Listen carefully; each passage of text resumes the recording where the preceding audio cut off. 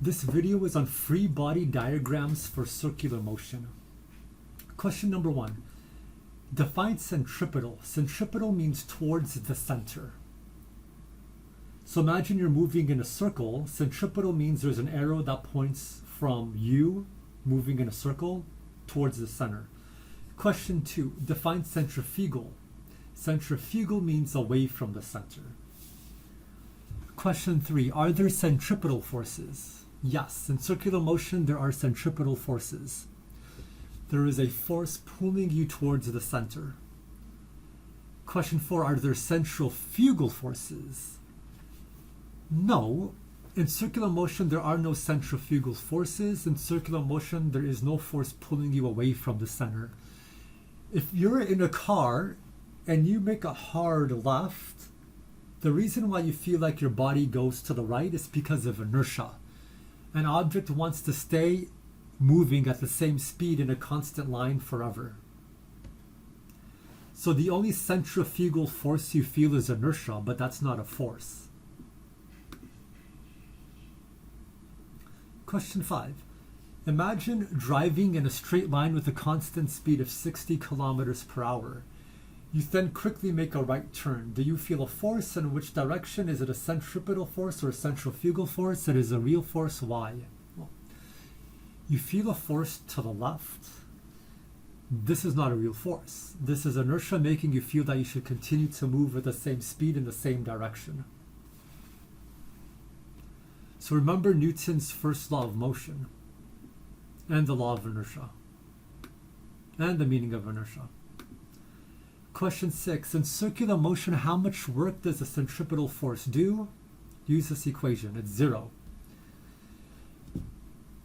Because in circular motion, the force is straight. Sorry. The force is towards the center, and the displacement is straight. So the angle between the force and the displacement is 90 degrees. The cosine of 90 is 0. Question 7. Label the forces on the following diagrams. Part A. An object is attached to a string. The object moves in a horizontal circle at an angle theta from the vertical. So if this object is moving in a circle, then the centripetal force is the force of tension. Remember, the centripetal force is towards the center. We need a centripetal force for circular motion. Part B. An object is attached to a string. The object moves in a vertical loop. Draw a free body diagram when the object is at the bottom, halfway to the top, and at the top. So, remember, in circular motion, there needs to be a centripetal force. In this case, the centripetal force is the force of tension. And you can see the force of gravity always points down towards the center of the earth. Part C. A car moves in a horizontal circle at a constant speed with a radius r. So circle the object, label the forces. So we got force normal up, force gravity down. Force normal is up because it's 90 degrees from the surface. Force of friction is towards the center. Once again, if we're moving in circular motion, there needs to be a force towards the center. If there's no force of friction, the object moves in a straight line forever.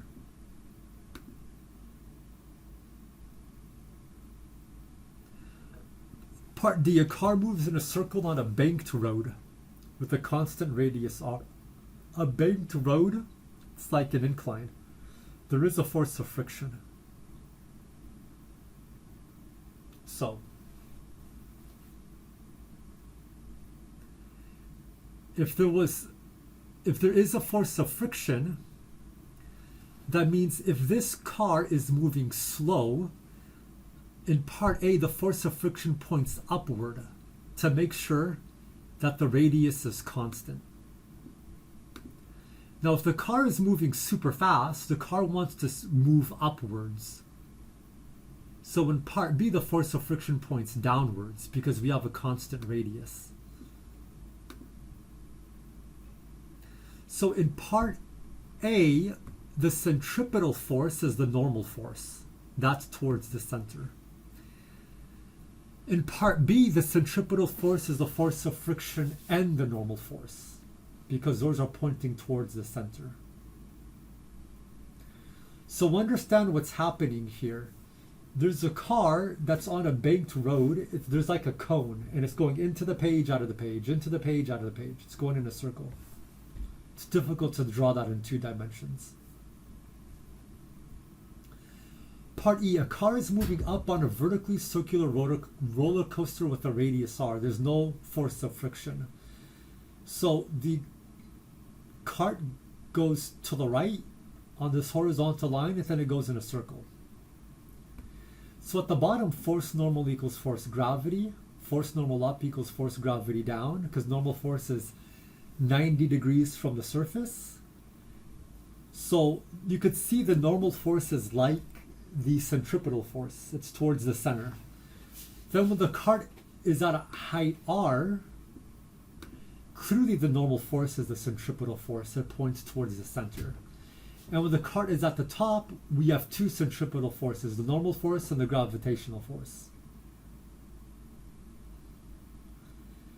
Since the cart is in circular motion, the magnitude of the force pointing towards the center are greater than the forces pointing away from the center,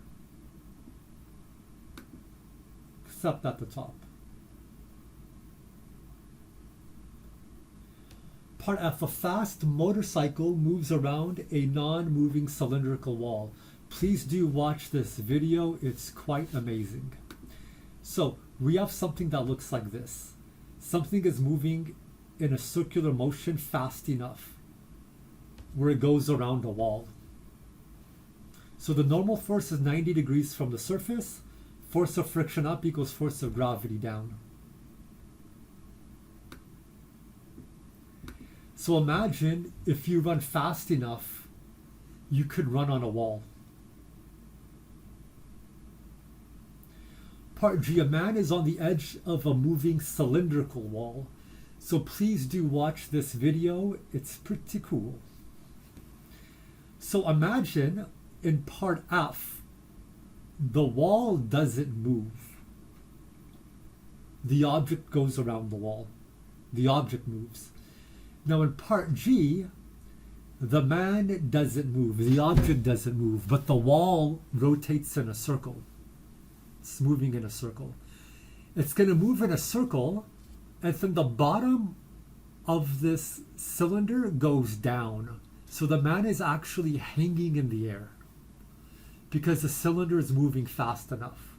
So force friction up equals force gravity down. The centripetal force is a normal force. So you could see part G and F have the same image. In part F, the object moves in a circle and the cylinder doesn't rotate. In part G, the cylinder rotates and the object doesn't move.